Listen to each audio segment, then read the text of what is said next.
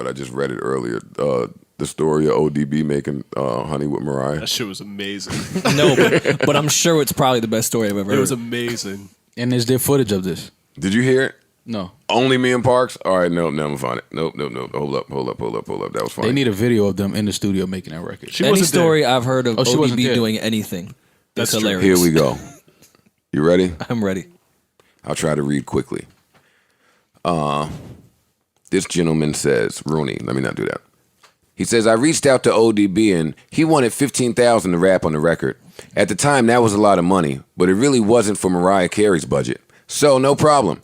He finally showed up 3 hours late, and when he got there, it was about 10:30 at night. He had been drinking and was on the phone when he walked in, irate, screaming at some girl how he's going to come kill her. He's going to kick her ass, and then whispering, I love you. Then screaming again. This went on for an hour. No judgment here. He finally came out and was like, yo, pardon me, this bitch is driving me crazy. I need some Moet and some Newports before we get into this record. I said... I want to stop at him, say, pardon me, everyone. As like a nice gesture. This bitch is wildin'. I said, it's 12:30 at night, bro. Night now, bro. I don't know where we're going to get Moet from. He started yelling at the assistants, calling them white devils, saying, you white devils, y'all don't want black people to have shit. They went out for like an hour, and the only thing they could find was some Heinekens. He was so disgusted, he threw a bottle on the floor. Sounds like a Rory rage That's rant. like a Rory, Yeah, Rory's been there. No judgment from him. Throwing bottles. At this point, Mariah had been calling every hour and an hour, wanting to hear something over the phone. Tommy was pissed because Mariah was keeping him up, so he finally got on the phone with ODB, and after that, finally we started to record. He said one line, me and Mariah go back like babies and pacifiers, then paused, said, yo, I need to take a break, and then went to sleep for 45 minutes. He woke up and was like, yo, let me hear what I did so far.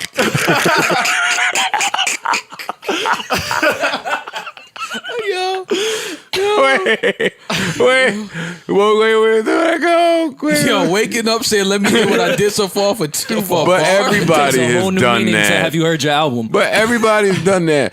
We played his one line back. He sang another line or two and then slept for another hour. He would come up with a line, punch that in, go to sleep. He went to sleep 3 different times in the middle of trying to get that one verse done. If you listen to the record now, on his verse, you can hear it's punched in pieces. He actually told the engineer, y'all better have y'all shit together and record it right, because I'm not doing it twice. That might be the greatest fucking story ever. It's not finished. Oh, shit. There's more. I stayed in the studio until we finished it. So I was sleeping in the studio when Tommy and Mariah called me, and they said they loved the record. But Tommy had a bright idea. Let's get ODB back in the studio, and instead of just New York in the house, do a line for all the cities. I said, you've got to be kidding me. Of course, ODB wanted another 15 grand. He came back to the studio, a little more mellow, but dead tired. He's sitting there picking food out of his teeth. He pulled a piece of food out of his mouth so big it was scary. I was like, how long did you walk around with that food in your mouth? Like, it was unbelievable. Then he fell asleep on the couch, kicked one of his shoes off. His foot smelled so bad, we had to let him sleep and leave the control room. Eventually, we got the other parts done, and that was that. And I thought the story was over. There's more. A week later, it was time to shoot a video. We reached out to him, and he wanted another 15 grand. Sounds about right. No problem. So I sent a car to his house, and he drank every friggin' thing in the limo. Showed up at Rye Playland in New York and went to his trailer. I asked him, do you need the stylist to buy clothes for you? He said, nah, this is hip hop. I'm just rocking some jeans and Timbs. Right. That day he was in the trailer, in and out of consciousness, when I said, we're getting ready to do a scene. He said, I don't got no clothes. How am I going to do a video if I ain't got nothing to wear? I started screaming at him. Yo, is this not the greatest ODB story in the world? Shit ever, man. Tommy told us, take my corporate credit card to the mall. Old Dirty disappeared for a minute, and we found him in the store trying to buy Louis Vuitton luggage. He said, I'm going to use it for a scene. The luggage. Yeah. That luggage never made it. He came back on the set with all these bags of Tommy Hilfiger clothes and Timberlands.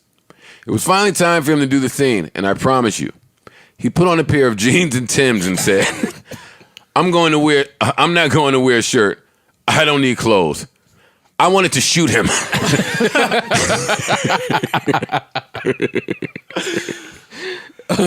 Well, that was it for the most part.